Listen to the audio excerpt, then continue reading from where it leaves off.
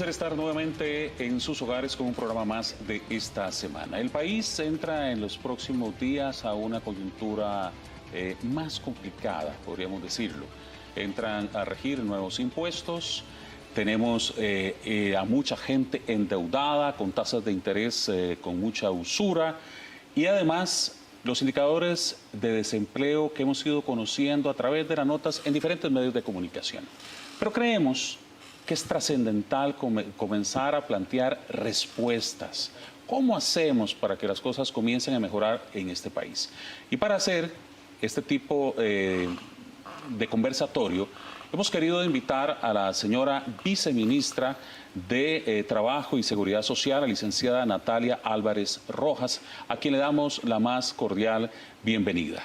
También me acompaña el exministro de Trabajo, el doctor Olman Segura Bonilla.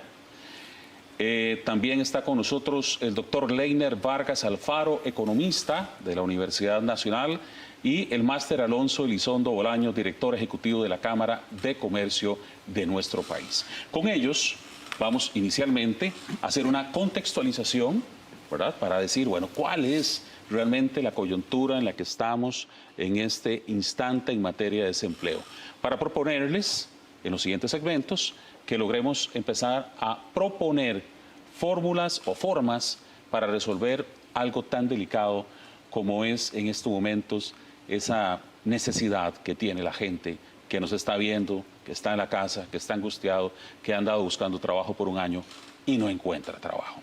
Señora viceministra, le cedo la palabra para que hagamos una introducción y contextualicemos cuál es esta realidad a la que nos estamos enfrentando. Bien.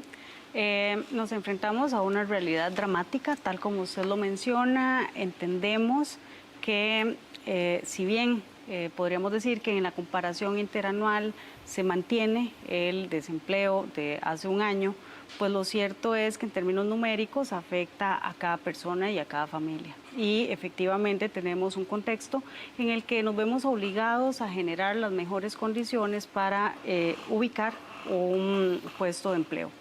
Desde el Ministerio de Trabajo y desde el Gobierno hemos estado trabajando en el fortalecimiento, primero, de los procesos de prospección, que nos van a dejar saber bien hacia dónde nos estamos moviendo, cuál es la capacidad de nuestro mercado laboral. Para hablar así como en cristiano, no tan arameo, prospección, empecemos a tratar de... Sí. ¿Cómo lo decimos para que me lo entienda todo el mundo? La prospección es la forma científica de ver el futuro.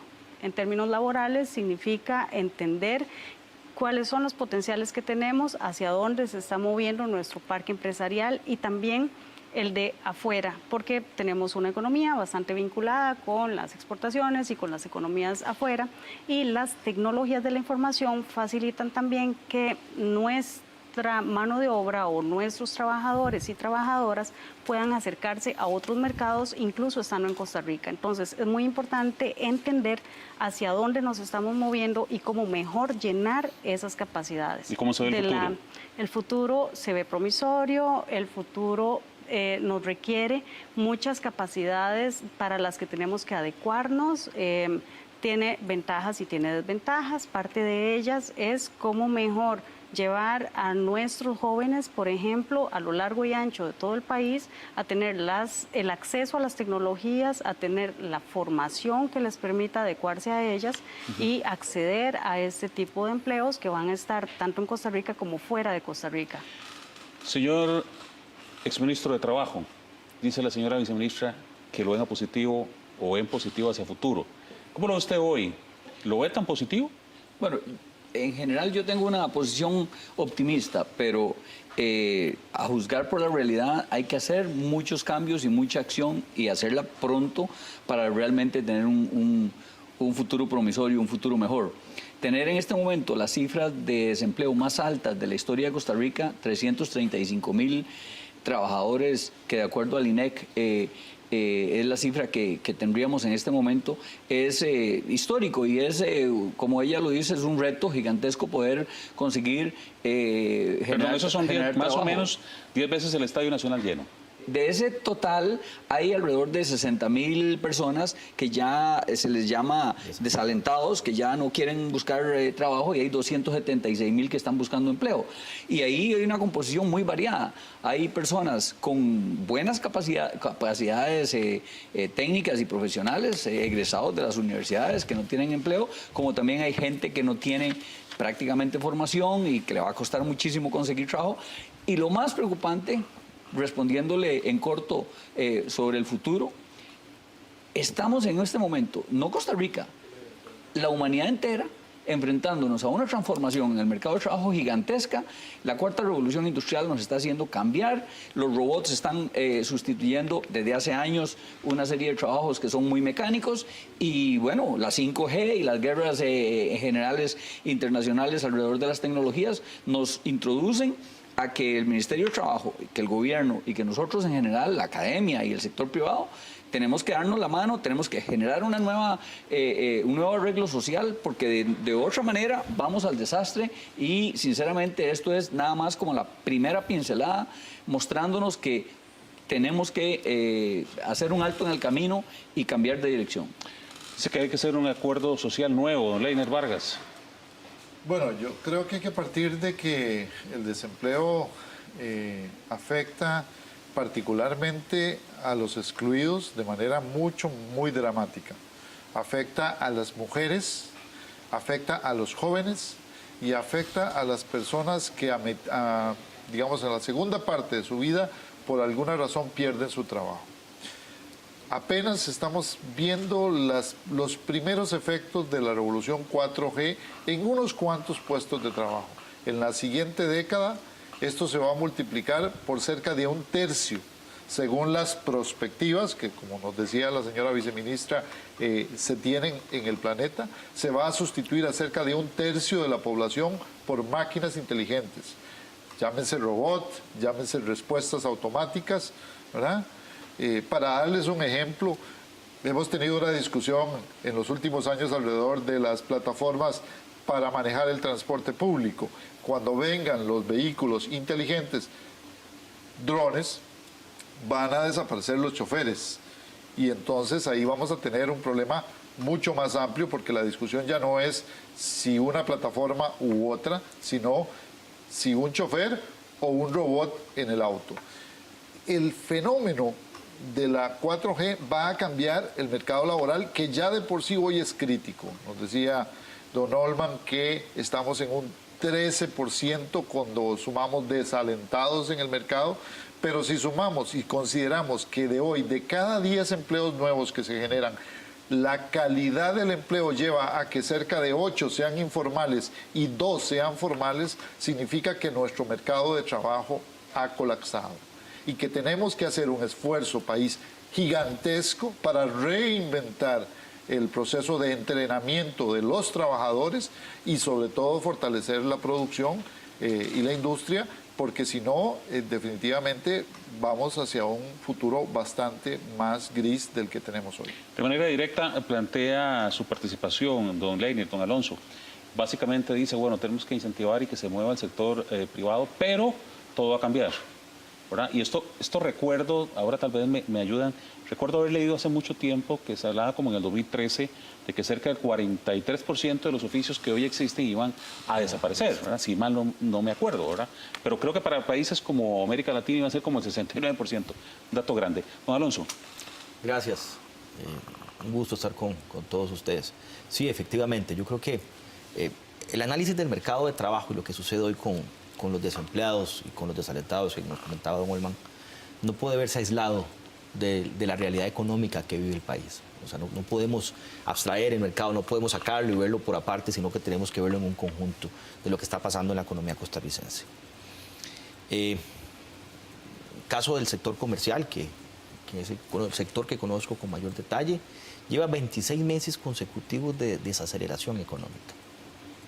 Esos son datos que ya empiezan a ser alarmantes, son datos del Banco Central. Cuando vemos el índice mensual de actividad económica del sector comercial, vemos 26 meses de desaceleración.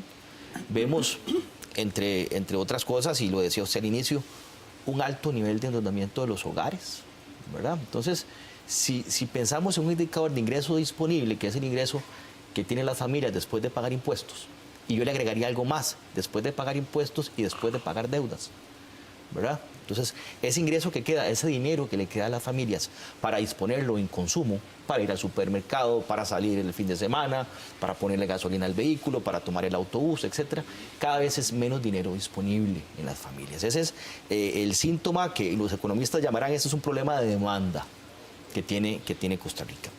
Ante este panorama le agregamos un factor adicional, lo que conversaba don Olman, la señora viceministra.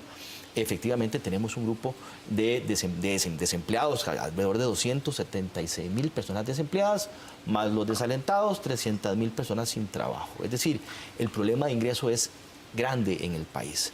Entonces, entre comillas, se nos trabó la rueda en un momento donde el país requería la generación de trabajo, la generación de nuevos puestos de empleo, el mejorar la productividad, que ese es un tema que me gustaría ahora más adelante que hablemos un poco de productividad y lo que pasa en Costa Rica con la generación de trabajos, básicamente baja productividad, ahora lo podemos discutir más adelante, pero ahí tenemos un problema ya que se hace grande. Yo, al igual que la viceministra y don Olman, yo soy optimista en que esto podemos revertirlo, pero tenemos que hablar del corto plazo y tenemos que hablar del largo plazo, ¿verdad? Las medidas de largo plazo podemos discutirlas y van a ser muy bonitas, todas las que podamos discutir, pero el problema del desempleo lo vivimos hoy, ¿verdad? El problema del no tener un ingreso lo vivimos hoy. El aumento de la pobreza. ¿Verdad? El aumento de la pobreza. Eso es lo que te iba a decir, o sea, el hambre. Claro. El hambre es hoy, no es mañana. Es decir, en esto hay que ponerle un poquito de rostro a las cifras económicas, a los planes, a los programas que tengamos, hay que ponerles un poquito de rostro, porque la gente necesita comer todos los días, ¿verdad? A los chicos hay que enviarlos al colegio todos los días y a la escuela. Entonces, yo creo que temas de corto plazo podemos analizar que tal vez las políticas de corto plazo para paliar el tema de desempleo no sean las mejores, ni sean compatibles con un modelo de crecimiento fuerte o desarrollo fuerte que va a tener el país, pero hay que tomarlas porque la situación es de corto plazo también. Sí. Voy a ir a una pausa. Me quedan bastantes temas sobre la mesa.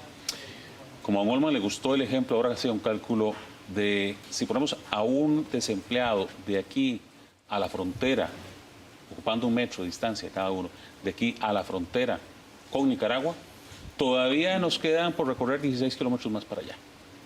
O sea, el dato no es simple. No. Vamos a una pausa y ya venimos a ver qué nos plantean estos señores de cómo solucionamos este problema.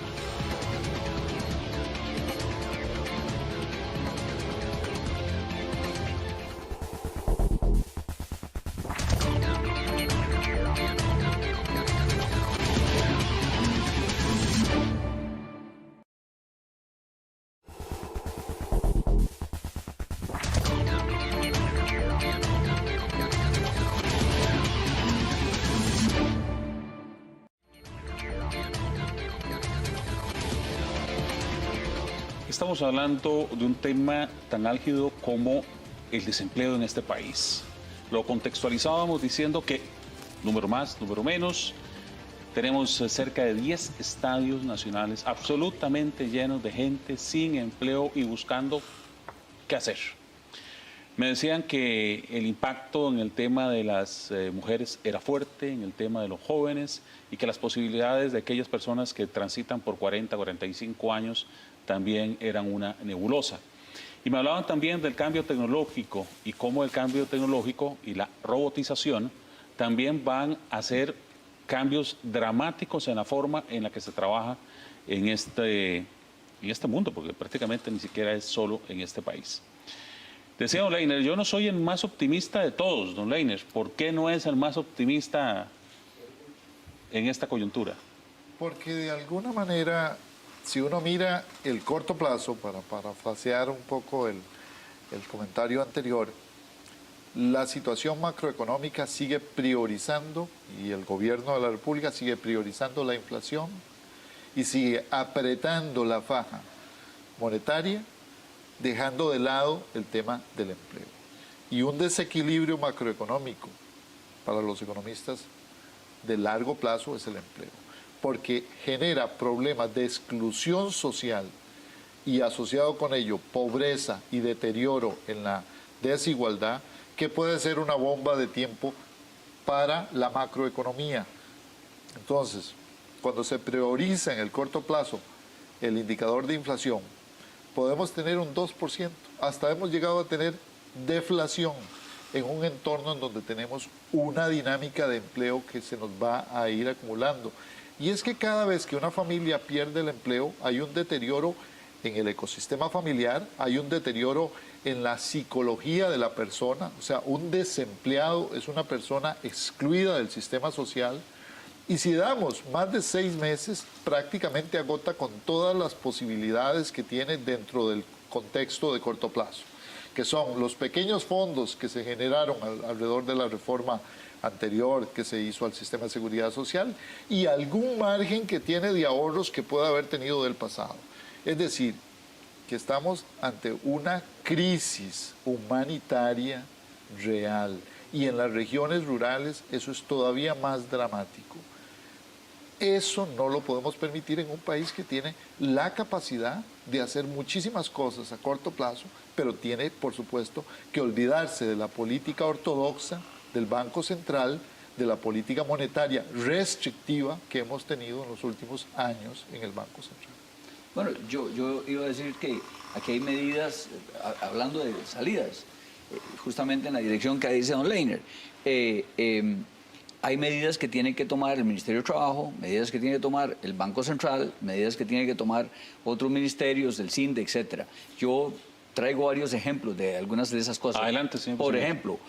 Por ejemplo, me parece que el Banco Central es una autoridad para obligar, yo sé que las tasas de interés de las tarjetas de crédito se hacen por competencia, pero debería buscar la manera de cómo bajar esa usura de hasta 30, 40% de tasas de interés y que la gente está absolutamente endeudada con tarjetas de crédito. Eso le va a permitir a la gente respirar, consumir más, dinamizar. Desde luego que entonces va a poner más colones en esa circulación y vamos a tener un poquito más de inflación, pero, por ejemplo, Pero en este caso, por ejemplo, sé que hay un proyecto de ley en la Asamblea Legislativa presentado incluso por un diputado del PAC, y yo no veo que avance, y es en contra de la usura. Bueno, pero es que ni siquiera tiene que ser una ley. Eso es una medida del Banco Central. Es más, hay otra medida que la Cámara de Comercio anunció hace unos días. Perdón, lo voy a introducir. Ay, por favor, yo lo remato. Mire, el encaje mínimo legal que tienen los bancos, en este momento en Costa Rica es un 15%, en otros países es un 12%, un 11%. Aquí se podría bajar un 1 o 2% de ese encaje mínimo digamos, a 12 o a 13%. Perdón, para que la gente me lo vaya entendiendo. Si hacen eso, ¿qué pasa con este cristiano?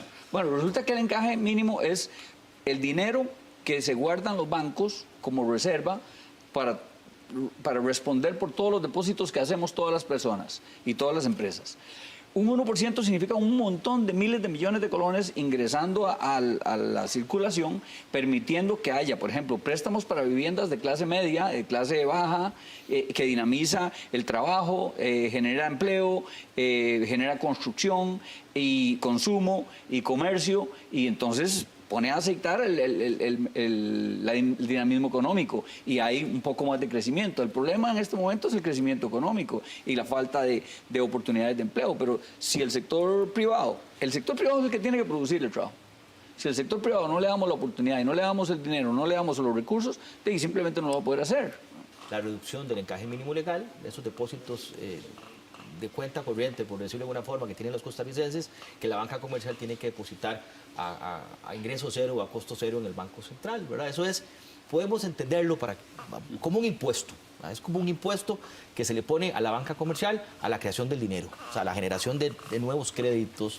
¿Qué genera esto? Genera que el margen de intermediación, lo que los bancos pagan por el dinero suyo y lo que le cobran por los préstamos, ¿verdad? Ese margen, esa diferencia, ese margen de intermediación sea más bajo. Al ser un margen de intermediación más bajo, tenemos la posibilidad de que la tasa de interés baje. ¿Por qué? Porque hoy la tasa de interés en Costa Rica es relativamente alta porque tenemos un gobierno altamente endeudado que pide dinero y presiona las tasas y por ese lado no bajan las tasas. Hay que cambiarle un poquito el esquema y bajarle el margen de intermediación. Con eso tenemos mayor, una tasa de interés menor, y eso nos permite o le permite a las empresas, primero a los hogares y a las familias, alivianar un poco la carga de esa deuda que decíamos que hace que tengan menos ingreso. Eso es lo primero, que la gente tenga un poquito más de dinero para que la bola empiece a rodar aún más.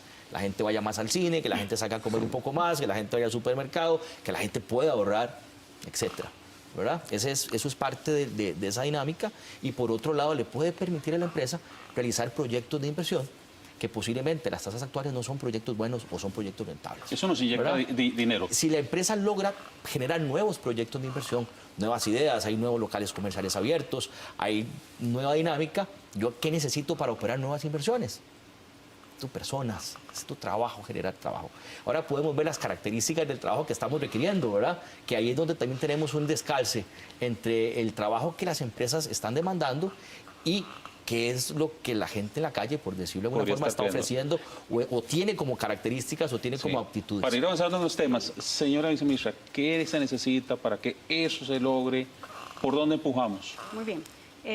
Para que eso se logre tenemos que tener claridad en la parte económica, que ya la hemos discutido un poco por acá. Se han emitido recientemente algunas directrices en términos del manejo de los intereses, y pues hay otras, por ejemplo los eurobonos, que esa discusión la dejamos para la Asamblea Legislativa, pero son medidas que están encaminadas hacia ese lado. Regresándonos al tema del empleo, creo que es muy importante entender que si bien hay una industria que demanda personal altamente calificado y que no lo podemos desatender, y justamente tenemos a la academia y tenemos estrategias viejas, los colegios científicos, tenemos muchas estrategias que nos han llevado a un posicionamiento como país que nos coloca muy bien y que ha generado la atracción de una industria muy especializada. Bueno, tenemos una gran masa que tiene pocas calificaciones y que necesitamos generar empleos, y que necesitamos que eso sea de corto plazo, como todos hemos coincidido en esta mesa. Para eso, ¿qué estamos haciendo? Bueno, tenemos al INA, que don Olman lo conoce perfectamente, y ahí se están tomando una serie de medidas también desde el Ministerio de Trabajo en los programas de formación para generar procesos de formación para las personas que sean de corto plazo y que estén muy adecuados a lo que necesitan las empresas. Justamente en muchos de esos casos nos vamos a buscar a las personas de escasos recursos, de los que hablaba el don Leiner. Vamos a buscarlos, les damos todo un acompañamiento articulado que tiene que ver con cuidado, sobre todo para las mujeres, que muchas de ellas están a cargo de parientes, en muchos casos hijos, pero también padres y madres u otros parientes, personas con discapacidad. Entonces, el tema de cuidado se hace especialmente importante tanto para la inserción en el mercado como para la formación de esta población. Si bien es cierto que tenemos estas tasas de desempleo que nos preocupan a todos, paradójicamente también es el momento histórico de Costa Rica donde tenemos más personas trabajando y donde tenemos más mujeres trabajando. Necesitamos absorber más y necesitamos generar también opciones para las personas que están en desempleo, pero tenemos una gran alta tasa de ocupación. Le comprendo, nada más que me surge, la duda, porque estoy pensando un poquito más en esa otra línea de aquellos que decía por ahí un rótulo que el problema de los desempleados es de los que no tienen trabajo. O sea, perdón, pero ahí yo discrepo abiertamente con la señora viceministra. Nosotros podemos tener más empleados, pero hoy tenemos muchísimo más costarricenses desempleados de los que teníamos hace 2 décadas. Es decir, la tasa de 5% de desempleo abierto ha pasado a 12% de desempleo abierto, y no podemos tapar el sol con un dedo. Esos son 300.000 personas que, multiplicado por 3 o 4, estamos hablando de más de 1 millón de costarricenses que están careciendo de lo elemental para participar en la sociedad de hoy. Claro, si lo vemos a corto plazo, el problema es esencialmente cómo hacemos para que la economía arranque. Y un estímulo monetario es fundamental a cortísimo plazo. Y ahí hay una gran discusión, porque el gabinete económico del gobierno está contradiciéndose con lo que están haciendo los otros ministerios, en cuenta el Ministerio de Trabajo. Es decir, querer tapar con un tafetán una herida donde está sangrando la mano no funciona, porque ningún puente va a servir si uno no tiene al otro lado del puente una alternativa, que es una alternativa de empleo. En este país se necesita un acuerdo político para flexibilizar las condiciones monetarias de corto plazo, para que las empresas tengan cómo fondearse, para que los consumidores tengan dinero para poder comprar. Y en este momento, las circunstancias que vamos a ver a partir de julio, que es una restricción adicional producto de la reforma tributaria, va a llevar a agudizar mayor la situación. Entonces, si nosotros por el lado fiscal le estamos sacando plata a la gente de la bolsa y no hacemos que por el lado de la deuda los intereses bajen y haya un poquito más de dinero en la calle, vamos a tener una economía que se nos va a reventar por el lado del empleo. Voy a ganar un minutito en este momento porque me interesa de sobremanera, ya pusimos sobre el tapete uno de los temas, ¿verdad? Necesitamos bajar las tasas de interés, que haya efectivo en la calle, que se mueva el efectivo y que el empresario tenga un poquito más de recursos y la gente en sus casas para poder también paliar o por lo menos quedar empate con lo que tienen que estar pagando ahora de más impuestos. Vamos con una pausa y venimos. Estamos hablando de empleo.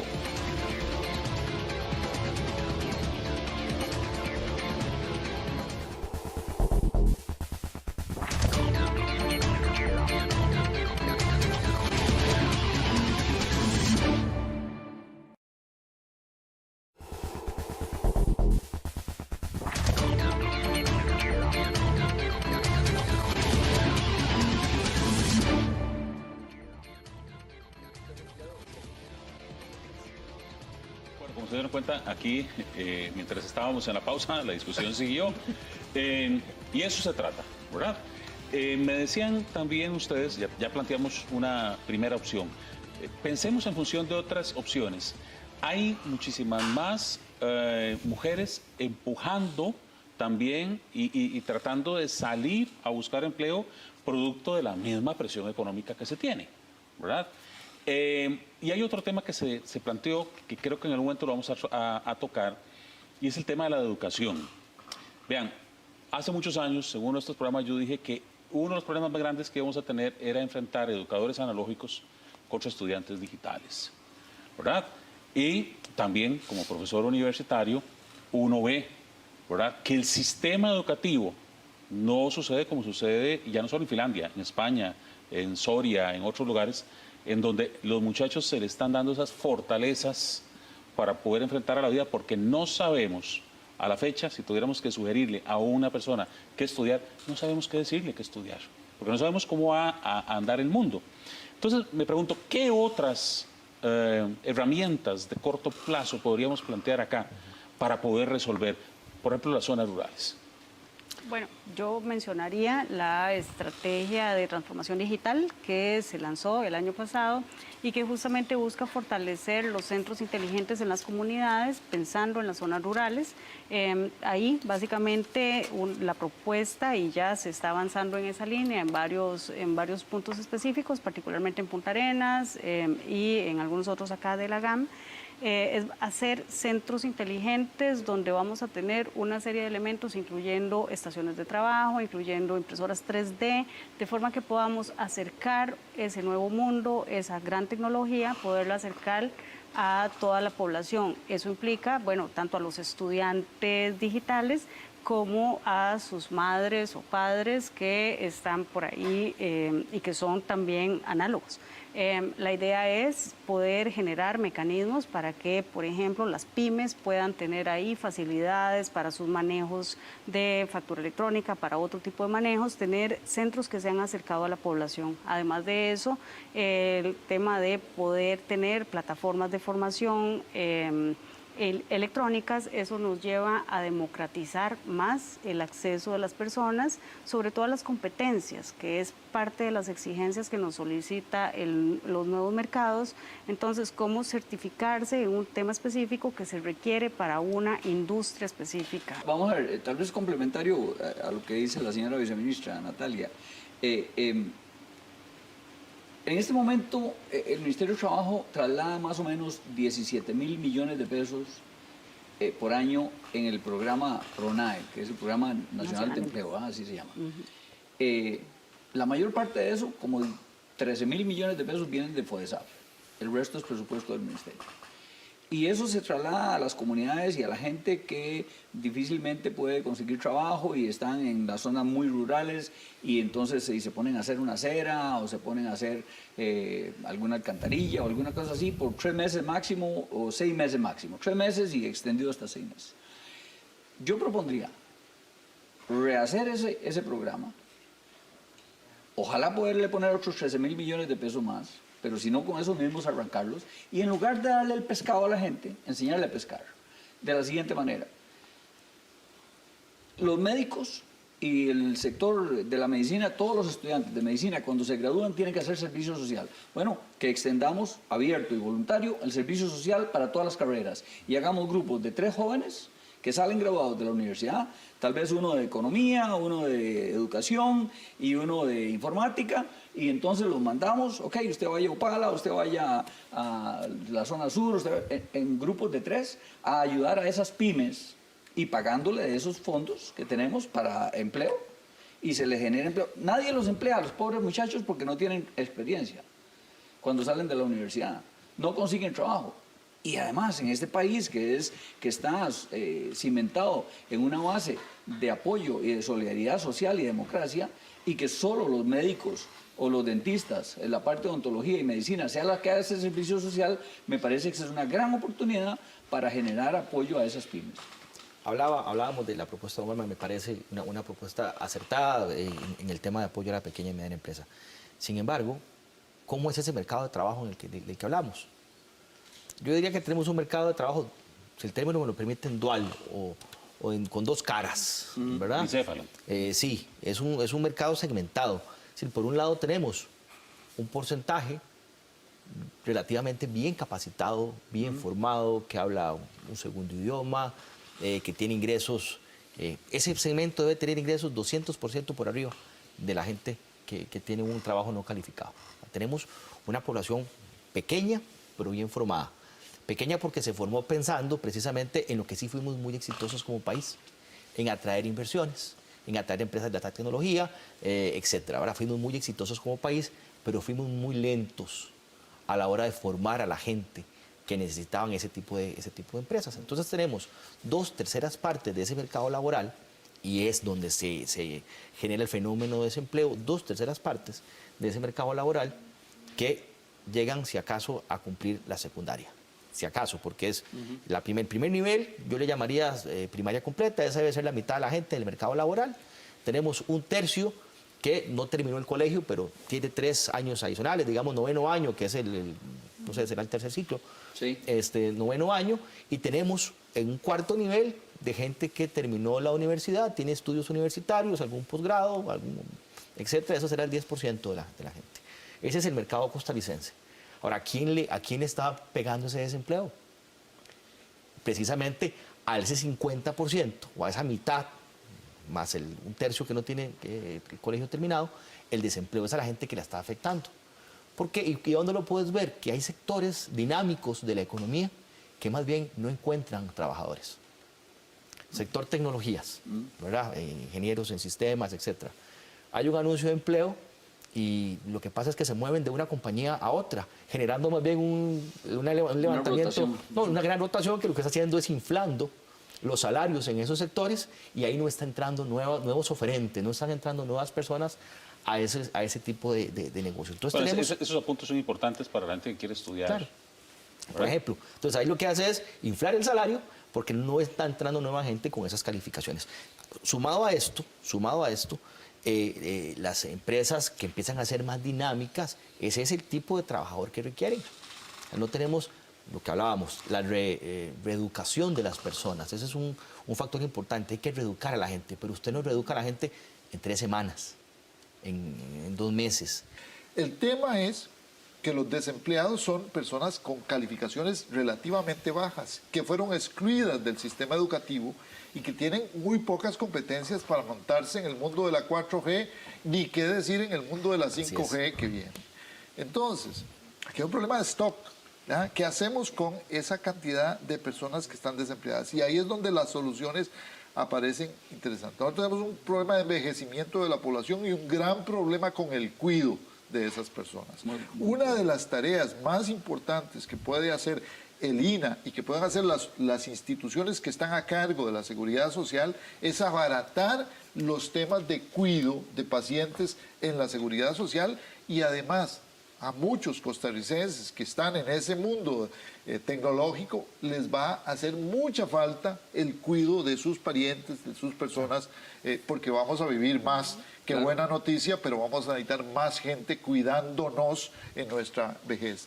Entonces hay que llegar a un acuerdo país para que este problema de stock se resuelva mientras atendemos el problema del flujo, que el problema del flujo es cómo hacemos para que cambie la formación en las universidades y en las instituciones técnicas y en buena hora que el INAH está cambiando, porque es fundamental reinventar las carreras universitarias y reinventar las carreras técnicas, porque hoy un ingeniero químico, para no irnos muy, digamos, a una profesión en las ciencias sociales, un ingeniero químico que se forma en este momento en la universidad, cuando termina la carrera universitaria, los equipos que usó ya son obsoletos. Correcto. Totalmente, señora viceministra. Hemos estado trabajando en el relanzamiento o en el rediseño de un sistema nacional de empleo, que también recordaremos, y que busca acercarse directamente a la persona, entender cuáles son sus capacidades, qué requiere, cuáles son esa reeducación y ese acercamiento. Tenemos a CINDE muy de cerca en esto. CINDE tiene los ojos dentro y fuera de Costa Rica, entonces lo estamos trabajando de una forma muy articulada. Y recientemente se ha hablado en el Consejo Superior de Trabajo de la necesidad de este pacto por el empleo, de cómo necesitamos resolver temas de corto, mediano y largo plazo con una gran corresponsabilidad y un trabajo articulado entre todos, y estamos dirigiéndonos hacia ello. Voy a ir a una pausa, pero al final estamos diciendo que vamos a ocupar un nuevo pacto social de alguna u otra manera. Estamos hablando de fortalecer pymes, estamos de bajar las tasas de interés y de buscar cómo abaratar el tema de cuidado. Y esto me recuerda un programa que tuvimos hace algún tiempo en donde nos decían 50% de los hospitales las camas en los hospitales son de adultos mayores, están ocupadas por adultos mayores. Y decíamos al presidente ejecutivo de la caja, saque la caja, sáquela, llévela a las casas, ellos se van a sentir mejor en sus casas y vamos a descongestionar un poco. Creo que por ahí hablamos, Leiner, de cómo flexibilizar y capacitar a la gente en este tipo de funciones. Vamos a una pausa.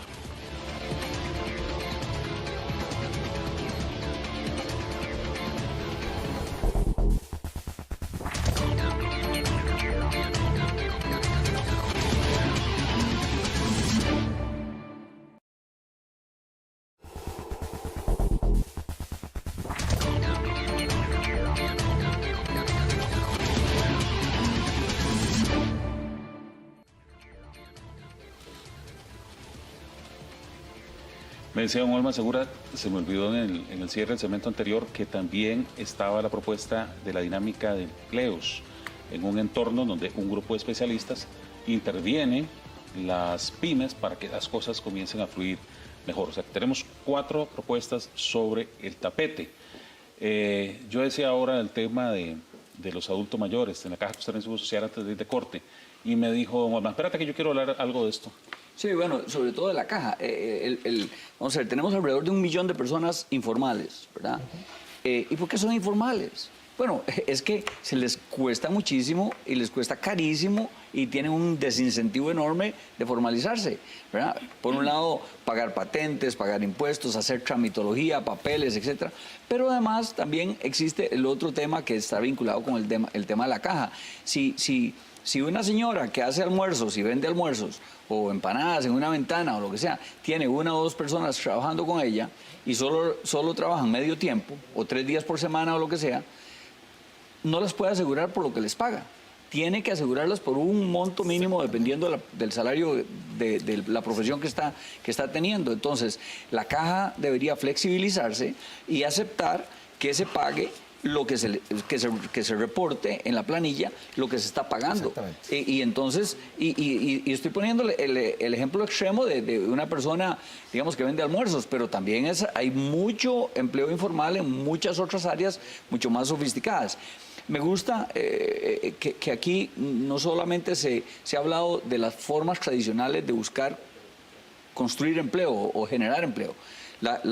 pero no tenemos que dejarlas abandonadas. Por ejemplo, la creación de las APP, de las alianzas público-privadas, la construcción de infraestructura, en fin, hay muchas otras que son más clásicas y yo me siento muy contento que cada uno de nosotros ha dicho, digamos, cosas alrededor de nuevas alternativas, porque de verdad es que hay que hacer algo para generar trabajo en el cortísimo plazo. Yo me voy a pegar de eso de Goldman. Efectivamente, hay dos temas en la caja importantes y es parte de este nuevo paradigma que tenemos que empezar a pensar. O sea, ya, yo digo, quitémonos el velo ideológico, porque estamos llenos de ideología en las mesas. Yo digo, no, un momentito. No, y eso no come la gente. ¿Verdad? La gente no come ideología ni ideas extrañas. No. Don Goldman, usted da el clavo con dos temas en la caja. Uno es la base mínima contributiva, efectivamente. Hoy la base mínima contributiva de la caja debe andar rondando los 231.000 colones, por ahí aproximadamente. Bueno, ¿qué es eso? Si yo quiero asegurar a una persona, no puedo asegurarla por menos de 231.000 colones, así yo le haya contratado un cuarto de tiempo, le haya contratado medio tiempo, porque tengo que ir a reportar los 231.000 colones, ¿verdad? Esto no le permite a alguien, por ejemplo, tener dos patronos. Yo puedo trabajar en su casa, ayudándole en su oficina de 8 de la mañana a mediodía y puedo ir a don Leiner de 1 de la tarde a 5 de la tarde, tener dos patronos. Don Leiner me paga 200, usted me paga 200, entonces al final me redondeo un salario de 400 y usted reportó 200 y usted reportó 200 sin inconveniente. Hoy eso no se puede hacer en la caja, ¿verdad? Ese es el primer pecado capital.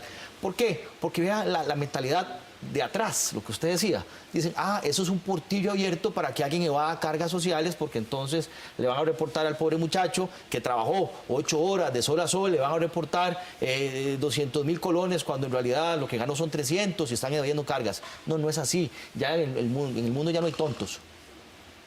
O sea, usted como trabajador sabe perfectamente que le tienen que reportar su salario completo. Así de sencillo. Es decir, quitémonos esa mentalidad, por favor, de encima. A eso le sumo, ¿verdad? Además del tema de la base mínima contributiva, hay un reglamento de la caja que está aprobado desde diciembre del 2018, que es el reglamento de cargas sociales escalonadas para pymes, para pequeñas y medianas empresas, que le permite a un pequeño empresario, don Leiner, que hoy empieza usted sabe lo que es esto, ¿verdad? Su negocio, que cuesta un montón, que uno no sabe qué hacer, que no le alcanza ni para pagar la planilla a los 15, tener unas cargas sociales diferenciadas. Conforme usted va creciendo, se va desarrollando, usted empieza a pagar gradualmente, porque si no, ser del sector informal... Pero eso ya está aplicando. No lo aplica porque la caja sigue analizándolo, porque tienen miedo. Pero es que es parte de lo que dijo la señora viceministra, hay que alinear algunas instituciones. Esto es miedo de cambiar. Pero es que también, vea, hay que entender que cuando nosotros tapamos el sol con un dedo, después el sol nos quema. Vea, hoy por hoy, con la encuesta del Banco Central que realiza el INEC, sabemos que el 28% del empleo lo generan empresas que no están reportadas nunca como empresas, que no existen como empresas, que no existe la razón social, pero existe el emprendedor en la calle haciendo la labor, existe el taller, existe la venta, existe la familia haciendo ropa, existe la dinámica económica. Es más, el Banco Central está tan ocupado de eso que más del 25% del PIB lo genera esa informalidad. Entonces, querer tapar el sol con un dedo y decir, no acepto que una pyme durante los 2 primeros años tengo que ayudarla para que se formalice, y es mejor que formalice de a cuarto cada año, a cuarto por ciento, es decir, 25 o 50, que vaya en un proceso de formalización, porque si la meto en el año 0, la estoy ahorcando, y entonces la solución es salirme al sector informal.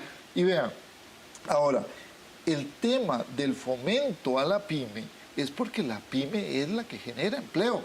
Claro. Sí, nosotros hablamos de las empresas multinacionales y estamos felices de que lleguen empresas de tecnología y demás, pero eso nos genera un pequeño porcentaje y para un grupo muy especializado de trabajadores. La gran cantidad de trabajo y de empleo lo genera la pequeña y mediana empresa industrial, comercial, agrícola de este país. Y en las zonas rurales es todavía más extremo, es la empresa comercial y la empresa agrícola. El turismo y la agricultura. Y si no hacemos un esfuerzo por apoyar a esa pyme, nosotros vamos a desencadenar un problema estructural mayor.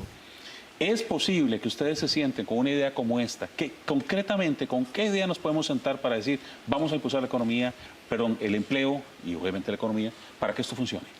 Sí, sí es posible, lo hemos estado haciendo, bienvenidos, podemos armar otros tipos de foros. Lo cierto es que a partir, por ejemplo, de ese proceso de formalización se apoyó y se ha sostenido el aseguramiento de las trabajadoras domésticas, que no es poca Es cosa. el mismo modelo que necesitamos. Sí. Bueno, y funcionó, funcionó. Ese pronto entrará el del no funcionó, aseguramiento. Leiner, dice Leiner que más o menos. Estamos. Ahí, camina y ha generado una alternativa Va que generando facilita. una solución. Eso es. Pero otra vez, el tema de la MIPYME es mucho más amplio. Claro, es mucho más claro, amplio y es de claro. una cobertura mucho más grande. Y aquí lo importante es que no aparezcan, ¿verdad? O sea, el temor es de que aparezcan las grandes empresas o las medianas empresas y nos quieran meter un gol. Es decir, estamos hablando de las empresas que están registradas ante el Ministerio de Economía como MIPYMES. Estamos hablando de empresas nuevas, ¿verdad?, que requieren un auxilio durante esos años. Ahora, perdóneme, pero desde el 2016, o sea, yo le anticipo que ya aquí estamos en el 2019. Y la situación que viene para el segundo semestre es durísima. Así es que, don Carlos, yo creo que tiene que poner las barbas en remojo. Que tengo entendido que usted no tiene barba, pues ponga algo en remojo, porque si no se hace algo en el segundo semestre, la situación del 2020 va a ser caótica. Yo me estoy temiendo, y lo digo con todo el respeto, una república independiente.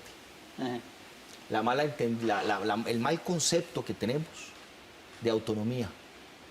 Es un mal concepto. Ustedes han visto lo que ha pasado con la República Independiente del ICE en su momento, ahora la República Independiente de la Caja. Yo creo que ahí, yo soy de la tesis que si yo te pongo, yo te quito. ¿No es cierto? ¿Quién puso al presidente ejecutivo de la Caja? Sí, presidente. El presidente. Yo se lo puse y yo te lo quito. Entonces, como que no hay una línea de mando en políticas de Estado. Me parece una barbaridad. ¿Verdad? Que digan, ay, la autonomía de la Caja, ay, la autonomía. ¿Cuál autonomía?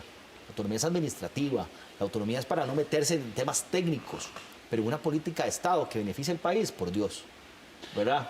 Creo que hay temas. Sí, me quedan muy pocos minutos y lástima, porque yo quería hablar un poquito de la zona rural, por ejemplo, el sector pesquero, ¿verdad? Creo que me quedan un par de minutos.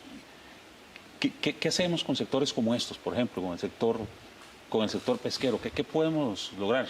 Bueno, recientemente le hemos transmitido a la Caja una serie de informaciones relacionadas con la cadena de valor de las mujeres en la pesca, justamente para generar un mecanismo de aseguramiento para ellas que les proteja a ellas como personas y no como aseguradas de sus compañeros, ya que son trabajadoras que están ahí. Sí.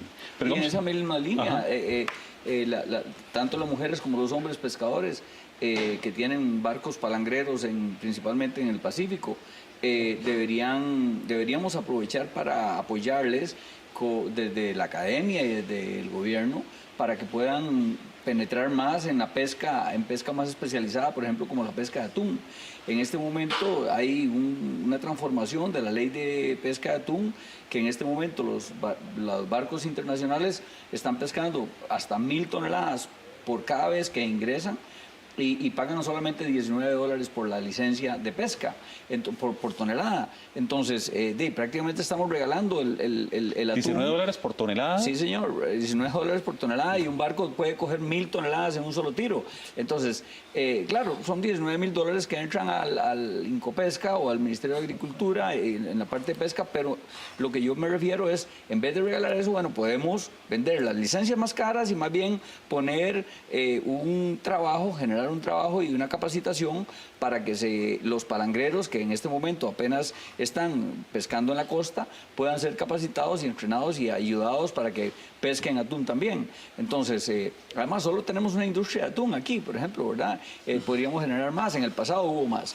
Y por último, para ponerle más sal a la herida y terminar el programa que usted dice, que me parece muy interesante, pero que en algún momento deberíamos ampliarlo, es, por favor, los señores de los sindicatos. Ahora, de verdad estamos hablando de un nuevo pacto social. Si cada vez que hay que hacer un ajuste, en lugar de discutir y sentarse en la mesa a dialogar, vamos a huelga, entonces es peor el problema de la dinámica de la economía. Entonces yo estoy de acuerdo que hay que hacer marchas y que hay que protestar y que toda la cosa. Yo estoy de acuerdo que la democracia tiene que funcionar con eso también. Pero, por favor, hay que sentarse en la mesa a dialogar. Y me parece que, igual que todos, tenemos que ir cambiando. Señores de los sindicatos y señoras tienen que ir en el sentido del diálogo. 1 minuto para cada uno, por favor. Concreto. ¿Qué otras cosas podemos hacer? Enumerados, por favor, si puede ser. 1, 2 y 3. Porque es lo que me queda ya de programa. Empezamos con la señora viceministra. Puntualmente, 1, 2, 3. ¿Qué más hacer para que haya empleo en este país? Bueno, tenemos que formar mejor a las personas en un mecanismo adecuado a los puestos que se van a requerir. Necesitamos pensar tanto en ese extremo muy especializado como en las personas que tienen bajas cualificaciones, vinculado con el proceso formativo, la educación formal, tanto como con la técnica para generar el mejor acceso y, por supuesto, un sistema de intermediación laboral que responda realmente a las necesidades de las empresas, a las necesidades del mercado y a las de las personas. Don Alban. Bueno, yo creo que hay que buscar mantener el equilibrio macroeconómico que tenemos, pero sin llevar esto al extremo ortodoxo. Yo creo que hay que soltar amarras y poder brindar más crédito a las pequeñas y medianas empresas, bajar las tasas de interés abusivas que tienen las tarjetas de crédito y, bueno, e incluso invertir de parte del gobierno en infraestructura pública, carreteras, puentes y otras cosas para generar más empleo. Don Leiner. Tenemos que rediseñar la educación para las competencias que nos exigen los costarricenses del futuro, y eso significa pensar en el flujo de personas que están ingresando hoy a las universidades, al INA, a los colegios técnicos. Tenemos que reinventar la empresa que le va a dar trabajo a esos jóvenes que van a estar metidos en una nueva generación tecnológica. Pero en el corto plazo no hay puente al desarrollo si no tenemos empleo. La fila para pedir ayuda social va a ser enorme. Ya usted dijo, va a trascender la frontera si fueran desempleados. Si no somos capaces de reactivar la economía con una política monetaria un poquito más tranquila, menos preocupada por la inflación, más preocupada por las personas, y con algunas acciones como las que hemos discutido en esta mesa, sin eso, a corto plazo, no para dentro de 4 años, para ya, para el próximo semestre, el país puede tener una salida. Nuestro mercado laboral tiene problemas estructurales que se resuelven en el largo plazo, no pueden resolverse pronto. Reeducar a la gente no es de corto plazo, dar nuevas habilidades técnicas a las personas no es de corto plazo, pero sí tenemos temas de corto plazo que podemos hacer. Aquí en la mesa hemos expuesto algunas: reducción del encaje mínimo legal para bajar un poco las tasas de interés, aliviarle la bolsa a la gente y que las empresas puedan invertir más, contratar más personas. Hablamos de la caja del Seguro Social y 2 temas esenciales en la caja: base mínima contributiva, acorde a las horas trabajadas por las personas y no como hay ahora con un monto fijo. 2, cargas sociales diferenciadas o escalonadas para pequeña y mediana empresa. Sin duda alguna son medidas importantes y aquí puedo enumerarle algunas. Aquí podemos hablar de las compras públicas del Estado, un sistema de compras, el Estado comprando eficientemente y esa compra eficiente como mecanismo de política pública para que todo sea democrática la compra y no sean 2 o 3, sino que toda esa pequeña y mediana empresa pueda entrar a participar, a venderle al comprador más grande del país, que es el Estado, ¿verdad? Aquí podemos hablar de los temas de construcción, de agilizar los trámites de construcción, muchos empleos de poco calificado que hay en el país, hay mucho desempleado que no tiene calificación. Un sector como la construcción dinámico y fuerte, emplea gente rápido en el corto plazo. Podemos hablar de lo que pagan los comercios en comisiones de tarjetas, ese es un tema que nos alcanza para un programa completo. Podemos hablar de temas de medio ambiente, de los fondos del sistema de banca para el desarrollo, que ahí hay creo que una mala conceptualización del tema, etcétera. Y vamos a tener que seguir hablando, ¿verdad? Porque por ahí nos hubiéramos también canalizado este tema. Yo quiero agradecer a mis invitados por haber estado acá. Creo que vamos a hacer una gran tarea. La tarea, como lo dicen, es resolvemos hoy. Hay que resolver hoy. Y como decían ahora los compañeros, la tarea también le queda al Ministerio, señora Viceministra, de alinear gente como el Banco Central, la Caja Costarricense del Seguro Social, Hacienda. O sea, hay que alinear a las instituciones del Estado en función de que comience a moverse la economía de este país. Gracias por haber estado con nosotros en este programa. No va a ser la última vez. Los esperamos pronto para seguir discutiendo sobre este y otros temas. Muchas gracias.